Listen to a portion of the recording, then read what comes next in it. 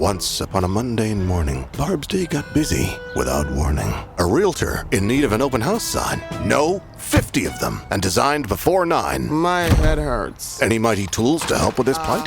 Aha! Barb made her move. She opened Canva and got in the groove. Bulk creating Canva sheets. Create 50 signs fit for suburban streets. Done in a click, all complete. Sweet! Now, imagine what your dreams can become when you put imagination to work at canva.com. You're tuned into Auto Intelligence, live from Auto Trader, where data, tools, and your preferences sync to make your car shopping smooth. They're searching inventory. Oh, yeah. They find what you need. They're gonna find You it. can make a budget for your wallet to help you succeed. Pricing's precise and true. So true. It's smarter car shopping. Ooh. Just for you. Oh, it's just for you. Ooh. Find your next ride at autotrader.com. Powered by Auto Intelligence.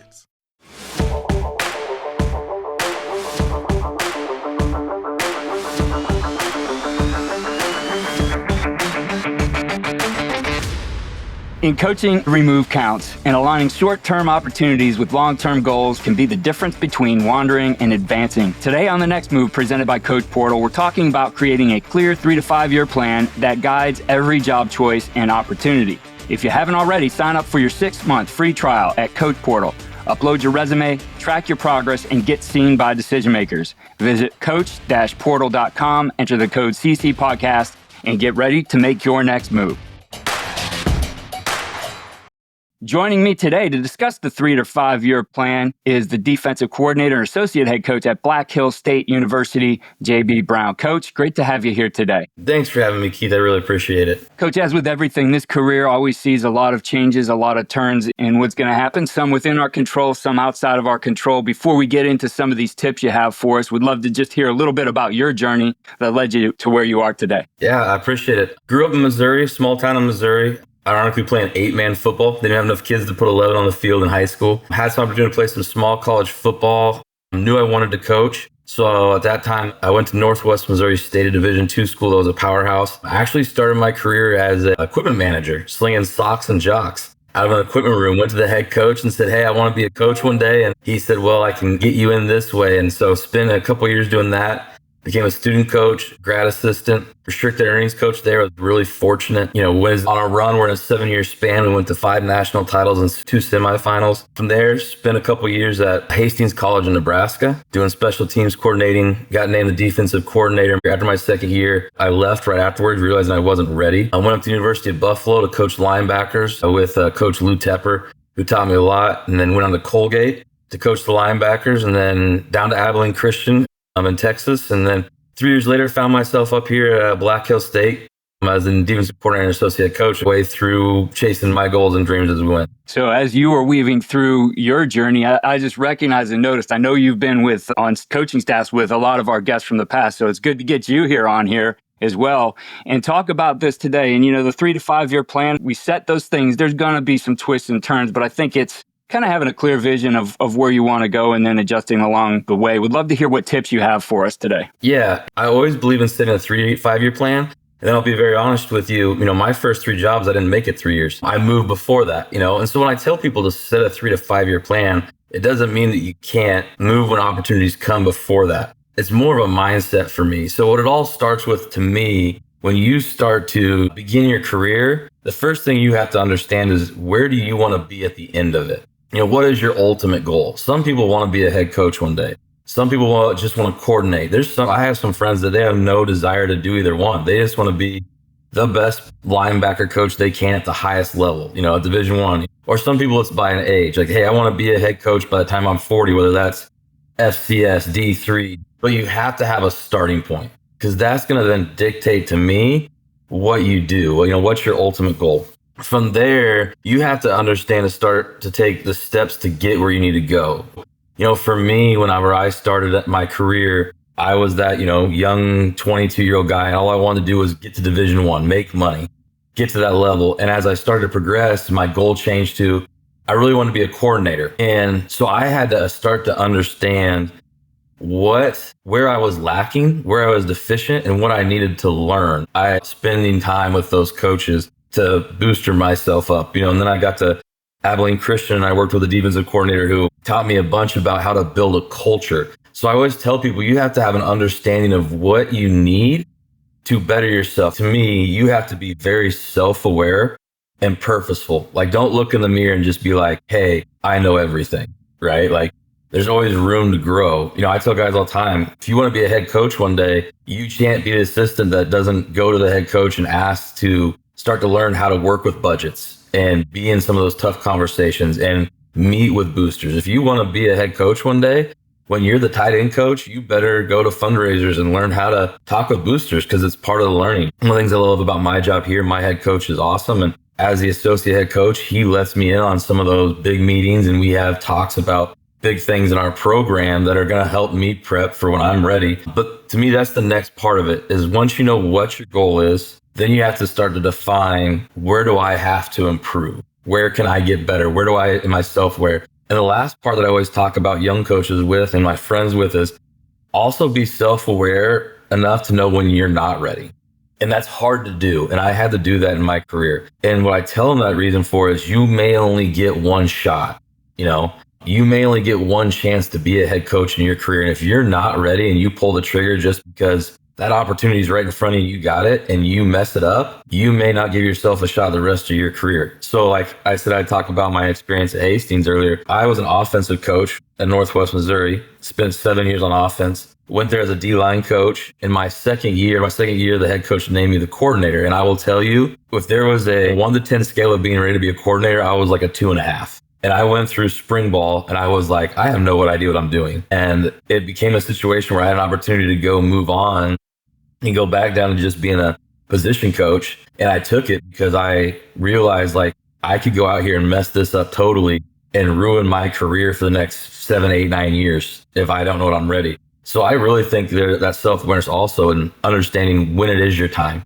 And so when I started going after coordinating jobs was after I could sit down, look in the mirror and be like, I know how to do this. I'm ready to do that. Like, I can go through a check mark and be like, I've prepped myself. And so now, to me, that's when you start getting into, when you have those two things done, that's when you start really getting into the concept of 3 to 5 years. And I always talk to other coaches about that because I think that's a prime window. I've had colleagues in this profession, friends even, that kind of can go into jobs with a 1-year mindset, right? Like, hey, if I take job X, Y, or Z and I crush it this year and we win 9 games, what can it get me? And I always warn against that from 2 points of, one, what if you don't crush it? What if you guys don't do well? And it's not always up to you. Maybe it's injuries. Maybe it's just the year is not, not falling your way.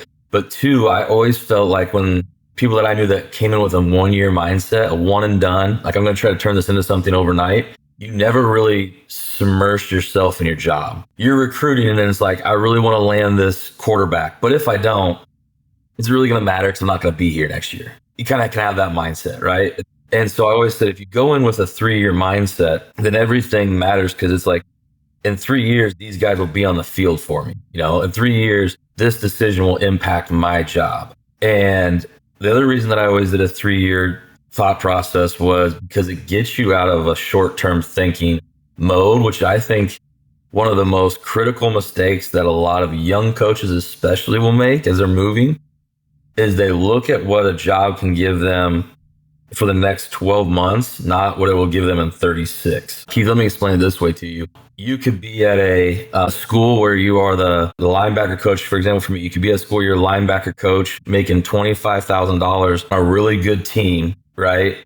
And in 3 years, if you can stay on course with where you're at as a program or do a little better, you can turn that into a big jump, a jump to a higher level, a big pay raise. But then a school will come along and be like, hey, we're going to offer you double that money. And they've won 3 games in the last 2 years, or it's at a lower level. And you get caught up in the, hey, I can make more money right now. Or, hey, they're going to offer me a run game title. Or they're going to let me do this. And all of a sudden you start trading what can blossom you into what you want in your career in 3 years for what you want right in front of your face tomorrow. And that's where I always talk to everybody about, is like, sit down and look at the situation and be like, if job A in 3 years can get me one step closer to what my ultimate goal is, then job B is probably going to put me in the same scenario I'm already in.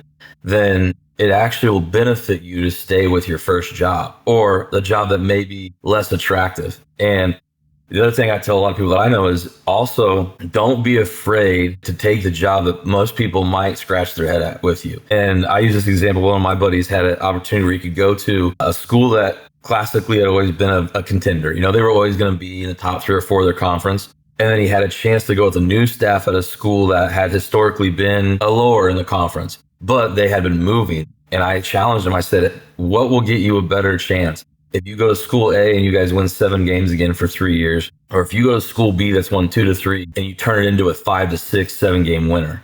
And I think a lot of times we forget that there's as much value in this profession of improving something as there is in keeping something steady along. And I think that's another thing that I feel like a lot of young coaches, they'll look at 2 scenarios and be like, hey, I got this offer to a school that won 7 games last year. I got this offer to a school that's won 3 games the year before. But they went from 1 win to 3 in their building, and it's automatically, I'm going where they won 7 games. Well, sometimes for your career, it might be better to risk on yourself and be like, can we turn that 3-win place into a 7-win place in 3 years and grow? And that happened to me. That happened to staff I was with. That's where I get the 3-year concept of like, don't just get caught up what's right in front of your face. And then along those same lines, I talk about a lot with coaches that I work is prioritize someplace that can develop you. It's not always about titles. It's about development. It's about relationships. Those are the 2 big ones. I tell my assistant coaches here, my job is to get you a better job. I truly believe that. As your coordinator, if I do my job and I develop you and I teach you and we learn together and we're successful, I should be getting you better jobs. I should be helping you get out and get a better D2 job. I should be helping you get out and get a position job at SCS. I should be out helping you get a coordinator job one day. And go to a place, get to know your staff. And I always say, go to a place where the guys that are around you spend time wanting to do that with you. So like one thing I do here with some of my coaches is I mock interview them. I pulled in my old defensive line coach last year twice. I pulled him in. I was like, interview for a DC spot for me right now, on the spot. And it was me just trying to develop him. So when he had that chance to interview for a job, he was ready, and then build relationships, go somewhere where everywhere I've went, I found a guy or 2 on staff that I've become really close to. And I prioritized those relationships and those mentors and leaned on them. And they're those guys, like I said, that helped me grow. Hey, coach, I understand coverage, but I need to understand a different level one day so I can coordinate. I'm going to lean on you and build that relationship. And so that's the other one I always go to, as you start looking at a 3 to 5 year plan, I do a lot of looking at the staff that's there. Where have they been? Who do they know? Do I know anybody that knows them? Reaching out, hey, is this a guy that I could learn from, attach to, help grow with, that will help grow me? And I think that's another one in that realm of it where you start to see a broader picture. So I guess as I kind of wrap that all in one, when I talk about a 3 to 5 year plan, it is you have to take a holistic view of a job, not just a record salary and a title of it. Take a holistic view. And then, like I said, every job I've taken, I've done that. And if you want me to, I can expand on a couple of those situations that happened to me that have really worked out for me.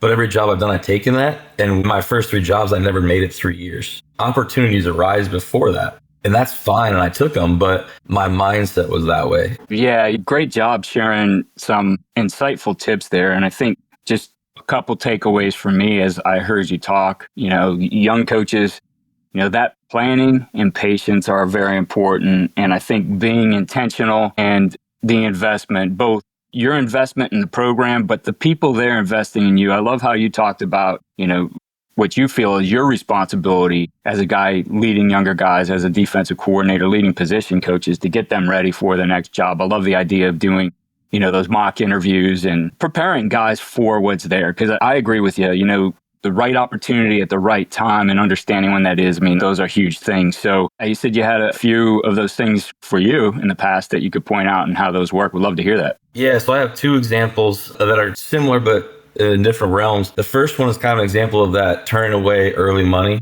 Whenever I left Buffalo, I went to Colgate and became the linebackers coach at Colgate out in New York. And at the time, my original contract that I signed, let's just say I wasn't making much money. For living in the state of New York, I was kind of like a restricted earning guy financially my first year. And I spent my first spring there and we're on the road. I'd just been through spring ball.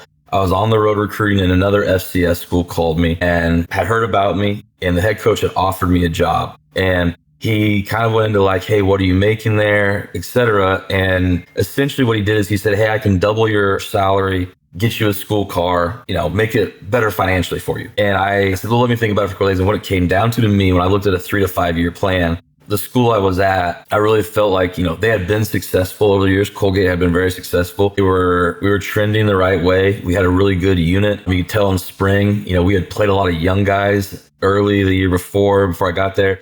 And you could tell they were going to be really good. And what it came down to me was I did a 3 to 5 year plan in my head was in 3 to 5 years, I felt like that job could propel me to a coordinator spot or possibly an FBS position job or a high level FCS position job, on like a Missouri Valley CAA, where the other job that I got offered just because of the conference that it was in and their history was going to send me back to a mid-level FCS position job. Yeah, I was going to make more money, but my next stop was going to kind of be where I was at, just making more money. And then the other one was when I left Colgate, I went down to Abilene Christian. And I went because I had a tie there was the original reason. But a lot of people thought I was crazy because at Colgate, we had just been a top 10 defense in the nation. And I went there and we were inheriting the next to last defense in all of FCS football. And it was like you went from a top 10 defense to the next to last one in FCS.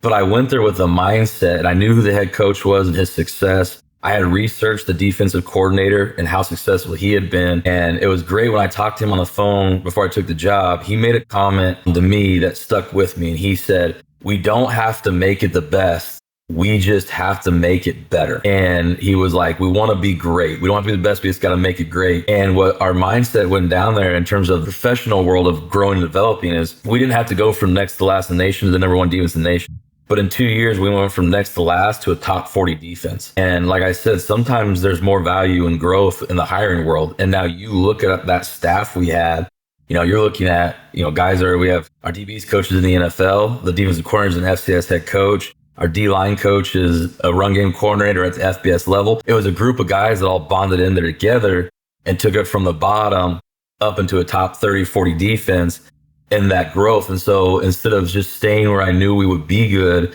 I rolled those dice, took that chance on that kind of stuff, and used growing something from the bottom up as a way to then also kind of get where I wanted to go. And so, like I said, that's why to me, I looked at that 3-year plan after I've been at Colgate for 2 years, and there wasn't going to be growth for me to be the defensive coordinator. We had a really good DC. We had a guy in waiting. I was kind of there as linebacker coach. I was like, okay, now it's time for me to grow again. I'm going to go somewhere where they struggled, show that we can build it and get myself in a position where now I can be the next guy up. So that was kind of 2 of those examples where looking at a 3 to 5 year plan, it changed the decisions of what most people would think was the right one to do, or maybe the most sound one or the best one opportunity wise. It changed it because of what it could do for me long term. Those are great stories, great examples that you gave here. I really appreciate you sharing that insight. I definitely think this is helpful for coaches out there, regardless of where they're at in their career. So, JB, I appreciate the time. Best of luck to you and the Yellow Jackets here in 2025. Thanks, Keith. I appreciate your time. Thanks for having me on. Your long-term vision starts today with each choice you make in your current role. To help your next move stand out, make sure your profile and experience are visible to hiring staffs. Sign up at Coach Portal today for your free 6-month trial and connect with the right people. Visit coach-portal.com, enter the code CC Podcast, and make your next move.